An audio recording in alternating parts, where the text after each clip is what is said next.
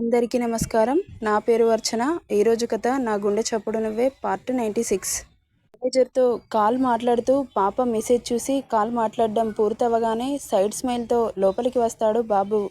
లోపలికి వచ్చిన బాబుకి పాపని చూడగానే యాంగర్ లిమిట్స్ పీక్సుకుపోతాయి.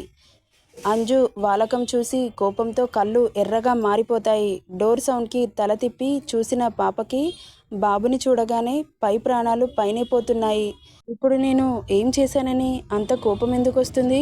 ఎందుకే అంజు, నీకు తెలివి ఉండి చేస్తావో లేక చేస్తావో మాకైతే అర్థం కావట్లేదు. కంటే ఎక్కువగా నీకే బాగా తెలుసు కదే నీ మొగుడి గురించి.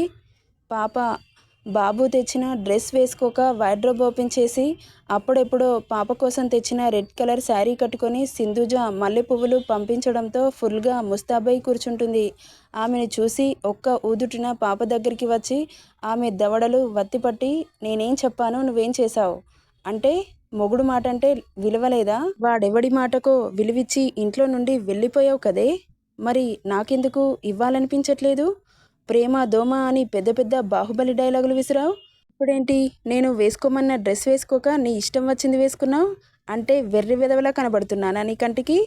ఓకే, ఆల్ రైట్, నాకు అర్థమైంది నేనంటే ఇష్టం లేదు అని. అలాగే చేద్దాం. Get out in my room అని తన జుట్టు పట్టుకొని లాక్కొచ్చి డోర్ బయట విసిరి డోర్ క్లోజ్ చేస్తాడు. పాపం నీకోసం అంత దూరం వచ్చి తీసుకొచ్చాడు కదే, ఎందుకు అతనికి అంత కోపం తెప్పిస్తావు? నీకు ఈ జన్మలో బుద్ధి రాదు. అంజలికి అసలు ఏం జరిగిందో ఇంకా షాక్లోనే ఉంటుంది. నేను ఏమన్నానని ఇలా బయటికి నెట్టేసి డోర్ వేసేశాడు అని. Harsha, please open the door. సారీరా, ప్లీజ్ హర్ష డోర్ తీ అంటూ డోర్ కొడుతూ ఉంటుంది. కానీ బాబు అసలే డోర్ తీయట్లేదు. అలా ఒక 1 అవర్ అవుతుంది. పాప వీడి శాడిజం తెలిసినా కానీ నేను ఎందుకు ఇలా చేశాను, మారిపోయాడు అనుకున్నాను, కానీ అస్సలు మారడు ఈ శాడిస్ట్ ఫెలో అని ఇంకో 1 అవర్ చూస్తుంది. డోర్ కొడుతూనే ఉంటుంది, అయినా తీయట్లేదు. ఇక డోర్ని తట్టి తట్టి విసుగు, కోపం, చిరాకు, బాధ అన్నీ కలగలిపి లాస్ట్కు ఏడుపు కూడా వస్తుంది అంజలికి. సారీరా, ఇంకోసారి అలా చెయ్యను, ప్లీజ్ డోర్ తీరా, ప్లీజ్ హర్ష అంటూ అక్కడే కూలబడిపోయి గోడకి ఆనుకొని మార్నింగ్ నుండి రెస్ట్ లేకపోవడంతో మెల్లగా నిద్రలోకి జారుకుంటుంది. ఇక ఆ రోజు నైట్ కాస్త తెల్లారిపోతుంది. మెల్లగా కళ్ళు తెరిచి చూస్తుంది అంజు. బాబు ఇంకా డోర్ తీయకపోవడంతో మళ్ళీ డోర్ నాక్ చేస్తుంది. ఈసారి డోర్ ఓపెన్ ఉంటుంది. హమ్మయ్య అనుకుంటూ డోర్ ఓపెన్ చేయగానే, నా రూమ్లో కాలు పెట్టావనుకో ఇక్కడే గొయ్యి తీసి పాతేస్తా. Sorry Harsha, I'm really sorry. ఆ డ్రెస్ మరీ చిన్నగా ఉంది, వేసుకోవాలంటే ఎలాగో అనిపించి వేసుకోలేదు అంటున్న అంజలి మాట బయటికి రాకముందే షటప్ అంటే నీ వెనకాల పడుతున్నానని అంత అలుసైపోయానా? నా మాటంటే విలువ లేకుండా పోయింది. పెద్ద పెద్ద డైలాగులు విసిరావు కదా, మరి ఇప్పుడేంటి? నా మీద ప్రేమ ఉంటే నన్ను బాధ పెట్టే పనులు చేయవు కదా. అందుకే నాకు ప్రేమ అంటే అసహ్యం. ప్రేమ పేరుతో ఇదిగో ఇలాంటివే చేస్తారు. ప్రేమ పేరు చెప్పి చొంగ కార్చుకుంటూ తిరిగే వాళ్ళంటే నాకు అసహ్యం. అందుకే నేను నాలాగే ఉంటాను. చెప్పేది ఒకటి, చేసేది ఒకటి ఉండదు. అదే ప్రేమ అయితే ఐ లవ్ యూ చెప్పి వెనక ఎన్ని వేషాలు వేస్తారు. నేను నీకు అలా చెప్పలేదే. నేను ఎప్పుడూ ఒకే రకంగా ఉన్నాను. నీకే క్లారిటీ లేనిది. నువ్వే ఆలోచించుకో. ఇంకోసారి ఐ లవ్ యూ చెప్పావనుకో పీక పిసికేసి చంపేస్తా. హర్ష ప్లీజ్, ఎందుకు నన్ను నెగిటివ్ తీసుకుంటావు? నేను నిన్ను నెగిటివ్? వావ్ సూపర్, నువ్వు చేసేది అంతా బాగానే ఉంటుంది, నేను అంటే మాత్రం నెగిటివ్ అయిపోతుంది కదా. నా ఇష్టంతో కొన్న డ్రెస్ అది. ఎప్పుడు ట్రెడిషనల్గా చూసిన నేను ఒకసారి ఆ డ్రెస్లో చూడాలనిపించి తీసుకొచ్చాను. ఇక్కడ ఎవరూ లేరే, నేనే ఉన్నానుగా.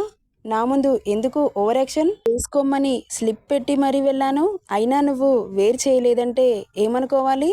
నువ్వు నాకు వద్దు, ప్లీజ్ వెళ్ళిపో. నాకు ఇరిటేటింగ్ తెప్పించకు. నా కళ్ళ ముందు నుండి వెళ్ళిపో, గెట్ అవుట్ అంటాడు కళ్ళు ఉరిమి చూస్తూ. ప్లీజ్ హర్ష అలా అనకురా, ఇంకెప్పుడు అలా చేయను. నేనేం చేయాలో చెప్పు, చేస్తాను. నువ్వేం చేయాల్సిన అవసరం లేదు. నువ్వు ఇక్కడి నుండి వెళ్తే నేను మనశ్శాంతిగా ఉంటాను. ప్లీజ్ వెళ్ళిపో. నీకు ఎక్కడ ఉండాలనిపిస్తే అక్కడ ఉండు. ఇప్పటి నుండి నేను నీ దగ్గరికి రాను. శ్రీనివాసపురమే వెళ్తావో రఘునాథపురంకే వెళ్తావో నీ ఇష్టం.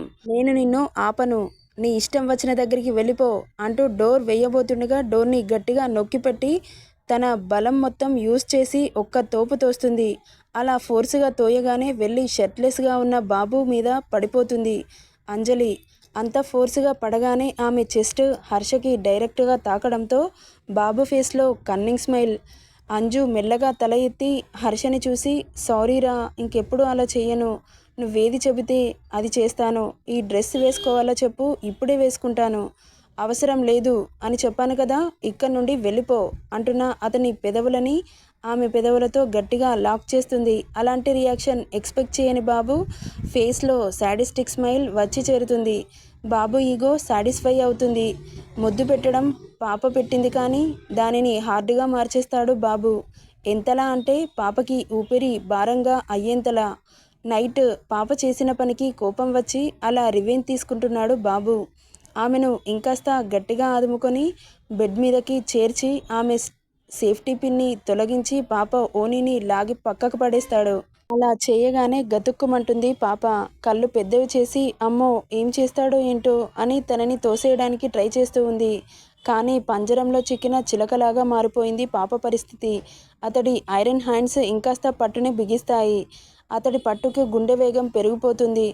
అతడు ఇచ్చే హార్డ్ ముద్దుకి శ్వాస తీసుకోవడం భారంగా మారిపోతుంది. పెదవికి బయటిచ్చి మళ్ళీ ఆమె నాలుకతో జత కలిపేశాడు. అతడి చేతులు ఆమె బాడీ పార్ట్స్ని తడుముతుంటే అప్పటి వరకు గింజుకున్న పాప అతడికి సరెండర్ అయిపోయింది. ఆమె మీద ఉన్న బ్లౌజ్ హుక్స్ తీస్తుండగా టక్కున తేరుకొని అతడి చెయ్యి మీద గట్టిగా చెయ్యి పెట్టి ఆపుతుంది. ఆమె చేతులని గట్టిగా ఒక చేత్తో లాక్ చేస్తూ ఇంకో చేత్తో ఒక్కో హుక్ని తీస్తూ ఉంటే ఆమె గుండె వేగం అతడికి తగులుతూ ఉంటుంది.